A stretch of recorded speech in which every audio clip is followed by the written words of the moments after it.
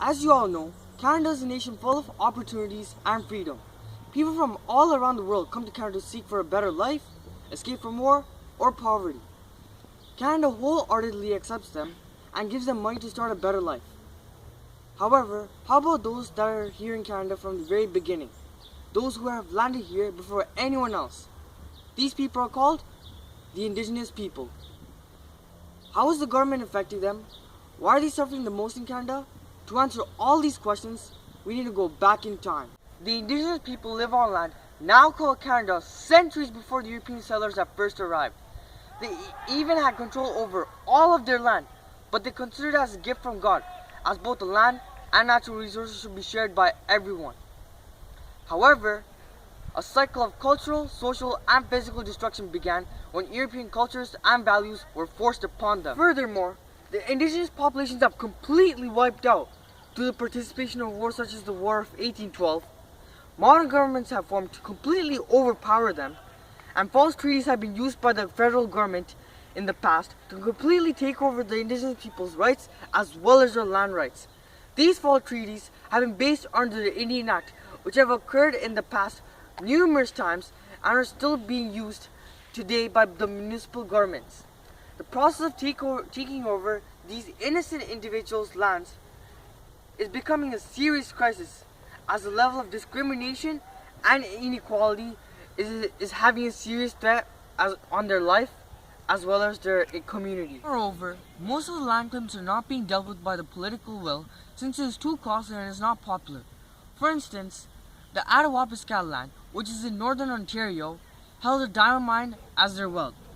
They granted permission to the Beers to mine on their ancestral lands since they thought it would bring in big profits to build roads, houses, schools, etc. However, the Beers did not meet any of their demands, and they left with all the extracted diamonds and the mine pit left open.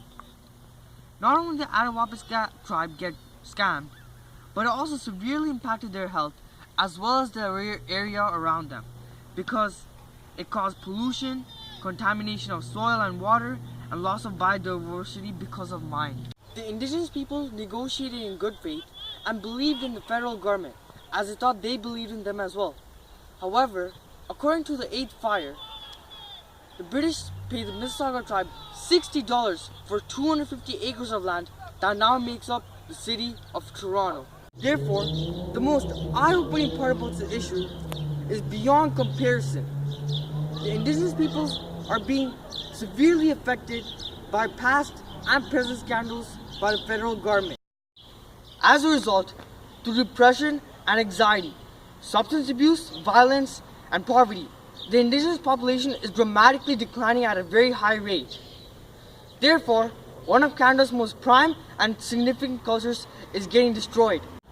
A study has found that the higher victimization rates among indigenous people is related to the presence of other risk factors, such as experiencing childhood maltreatment, perceiving social disorders in one's neighborhood, experiencing homelessness, using drugs, and having poor mental health.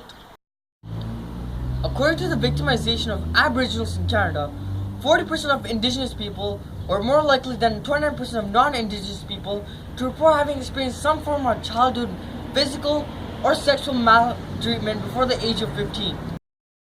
The amount of physical abuse the Indigenous peoples had faced in the past is truly devastating and incomparable. Indigenous children were taken away from their parents and sent to residential schools where they were forced to convert to Euro-Canadian culture. However, along that process, many innocent children were raped and beaten up. Consequently, many of them died and only few of them survived, scarring them and their future generations forever. This topic has deeply affected me because the Indigenous peoples are the first known people to live in Canada. They should receive the same rights and justice just as any other Canadian citizen. Canada is known to be a multicultural country. On the contrary, Canada's very own are being discriminated at very high rates. That is why it is of best interest that I'll help seek awareness to this issue. Thus, with the effective use of point of view, theme, and conflict, These elements can help raise awareness for the Indigenous people's rights and prejudice and how it is being overthrown by the Canadian government in various ways. The article, 14 first-hand stories underlining how residential schools try to get rid of Indigenous cultures by press progress, and the use of point of view can be used to define and raise awareness to this particular issue. For instance, one source I mentioned from Beverly and Michelle's point of view through her experience at a residential school, I wasn't even able to talk to my brothers, and I had 3 brothers there. 2 of those brothers committed suicide. Yeah, it really hurt not to be able to, and I couldn't even talk to my sister.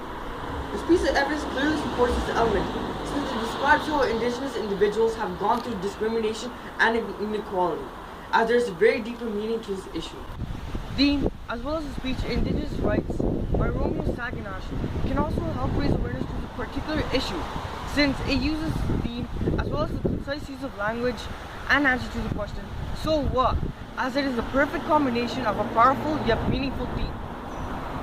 This element is supported by the quote, "To produce a mighty book, you must choose a mighty team," by poor Herman Melville. This quote evidently and effectively explains the fact that there's no point of simply describing the issue if there's no strong meaning or message to resonate and provoke the audience. Finally, through the use of conflict and the literary source book, 21 Things You May Not Know About the Indian Act by Bob Joseph can also be used to show how Indigenous people were severely treated and how their land rights were taken control over by the federal government. For instance, person versus person can be used to show how the Indigenous individual is being treated by a non-Indigenous individual. Furthermore, person versus self can also be used to show how the loss of land rights, discrimination, and inequality causes them to take in drugs, go through anxiety or depression, or commit suicide. Finally, person versus society can also be used to show how the Indigenous peoples as a whole face the federal government of Canada then and now, as they are being manipulated into taking control over the land, as well as the effort to try and abolish their culture.